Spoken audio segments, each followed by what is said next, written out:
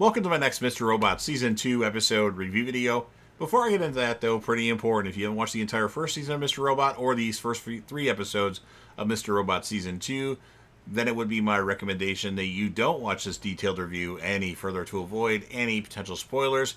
And full disclosure, if you didn't already know, this is actually my first time watching the show Mr. Robot. Heard some really good things about it over the years and finally decided to check it out. I like it. I don't necessarily love it yet, and sometimes I'm a little confused. But with that said, I'm keeping it up with these reviews. And join me on the journey and let's discuss this mostly awesome and amazing show. But please don't spoil anything in the comment section past this episode. So with that said, this will be Mr. Robot Season 2, Episode 3. The title of this episode is a computer file called Kernel Panic. And this will be my first time watch review reaction recap after just finishing watching the episode.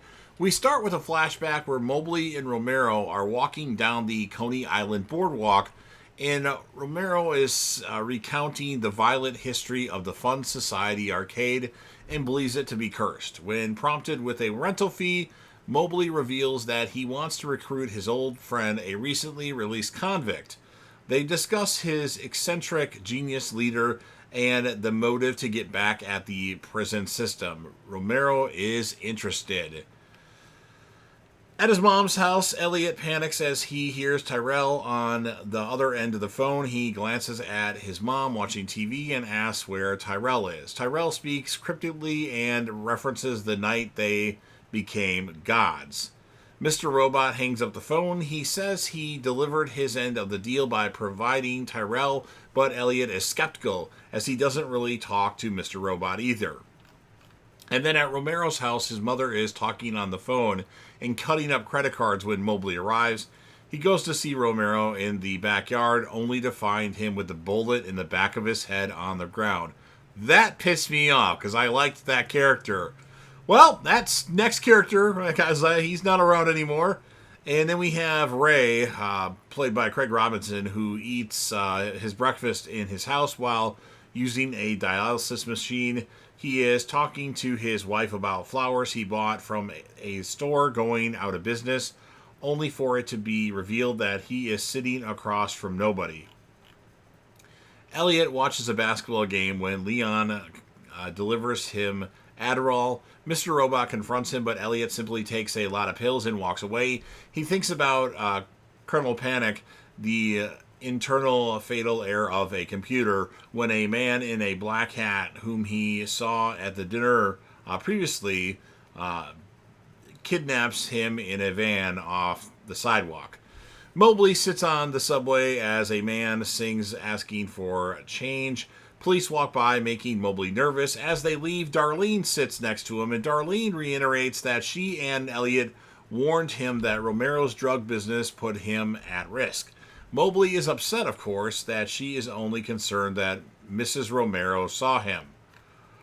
Elliot is taken to an empty parking garage by men in suits. They tie him to a chair and pour cement down his throat. Cut to Elliot in his room, forcing himself to vomit the pills. Mr. Robot is at the table wearing the black hat. He is gloating at his victory, but Elliot picks the Adderall out of the vomit and swallows them. Mr. Robot is taken aback.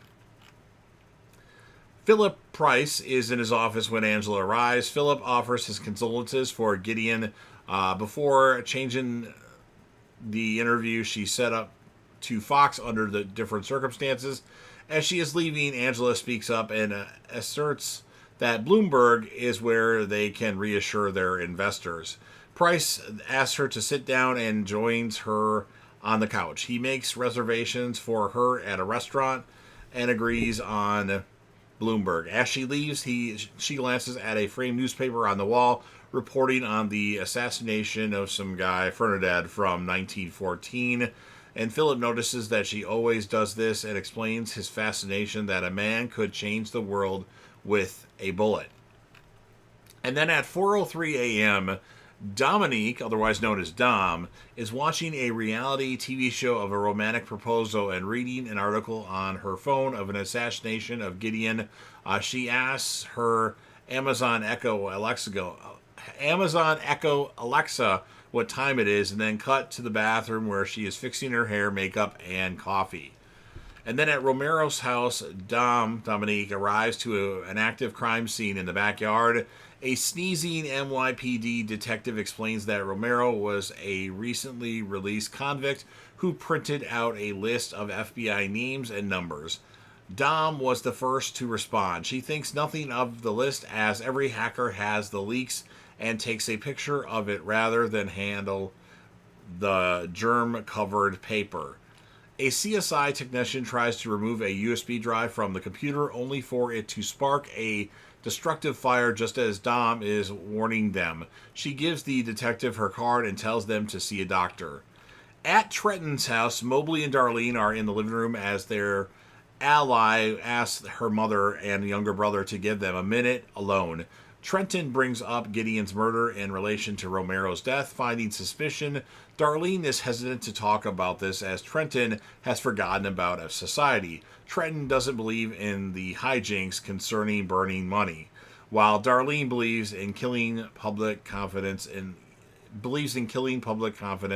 E-Corp. Mobley and Trenton suspect Dark Army, but Darlene denounces it as they only knew about her and Elliot. Neither of them talked, she affirms. Mobley wants to hide out with a friend in Arizona. Darlene says she'll talk to Elliot and tells them to be cool before leaving. Mobley confides in Trenton that he doesn't trust Darlene or her crazy brother, referencing the time he pulled a gun on Romero. Ray speaks with a man with a rat tail and a bruised face as the man's wife and son cower in fear in the kitchen. They discuss lost Bitcoin, crashing servers, and Rat Tail's inability to solve the problem. Ray goes outside where Lone Star is waiting in a van. Lone Star suggests convincing by assault again, but Ray wants to find someone who can fix the issue. Elliot wakes up in his bed smiling, telling the viewers that he hasn't slept in 3 days. He is skipping talking to Leon about Seinfeld, cheering on the basketball game, while all the while his reality is being affected with computer sounds. On the 5th day, Elliot addresses the viewer that not sleeping isn't working as he puts his hoodie up. His world becomes glitchy and sees girls in F Society masks in his house. On the 6th day, he is crashing. On June 21st, Angela is dressed up in an attractive manner, reciting her positive affirmations in the mirror and smiling. She arrives at the restaurant where protesters are outside, finding it nearly empty. She is surprised to find two men with Philip, E-Corp executives Jim and Saul. They are introduced. The concierge asks Philip to pay up front as per policy in the economic crisis. The table makes a toast for new relationships and opportunities. Dominique Dom is actually masturbating to cybersex in her text is begging for it.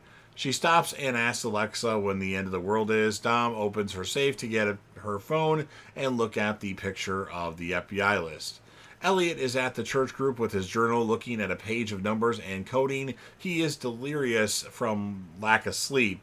A man is telling a story of how he punched an Indian clerk and believes God came to him in form of sunshine. The chaplain asks Elliot to speak, or chaplain. He rages against God for the death of Gideon and goes into a long tirade against organized religion, religious wars, junkie fanatics of a poorly written sci-fi franchise, and imaginary friends. He realizes he has said all this out loud and rushes out, leaving his journal behind. At the restaurant, Phillips stays behind with Angela as Jim and Saul leave. Price tells her what good family men they believe they are before revealing that they were with Terry Colby when E-Corp decided to cover up the Washington Township leak. He gives her a CD with proof of their insider trading that would put them in jail for years. As he is leaving, she tells him she doesn't trust it. He returns to loom over her, telling her to remove emotion before deciding if she could ruin their lives. Elliot is at dinner when Ray arrives with a journal he received from his old friend, the chaplain. Ray reveals that his wife passed away over 5 years ago. He gives the precise day count, and that he has been talking out loud ever since. When Elliot asks what this is about, Ray says they are a lot alike. Dom is outside of Neil Romero's house. She offers to roll joints, or Nell, so she will be let inside. They talk about the chubby boy who would come around and that Nell Romero is moving. Dom goes over to get her a drink and starts looking through the papers, which wrap the glasses, many of which are computer printouts. She finds one that is a flyer for the end of the world party. Elliot is in Ray's office. He listens as Ray recounts how his wife was a perfect driver, yet she still died. Control isn't really, he says, and life is just one big fall. Ray asks about the person in the journal who takes over. As Elliot moves to leave, Ray looks for a chessboard. Mr. Robot appears and looks at Elliot, causing him to sit back down. Elliot thinks Ray may be right. And then we have Dominique goes to the address on the flyer and finds the Fun Society arcade. And that's what ends this episode of Mr. Robot. This is an okay episode. I'll give it a 7.5 out of 10. And my spotlight character of the episode is the new FBI, the new agent that we've been introduced to, Dom, otherwise known as Dominique. I thought she was very interesting. So you've heard everything that I have to say. Now it's your turn. If you're a fan of Mr. Robot and you want to help me out with the YouTube algorithm, please make sure that you Hulk smash the like button. Share the video with a friend. Put this video on any one of your social media platforms. Don't forget to sound off in the comment section about what your thoughts are regarding this episode of Mr. Robot. What would you rate it, and whom would you choose as a character of the episode? And then last but certainly not least, don't forget to hit that sub button. You're watching the video anyway. Subscribe to the channel. Help me get over 100k subs. I know it's a pretty lofty goal, but I set my expectations high. Join the team, show your damn support, and be a part of something special. And you never know where you're going to see on JDevTV.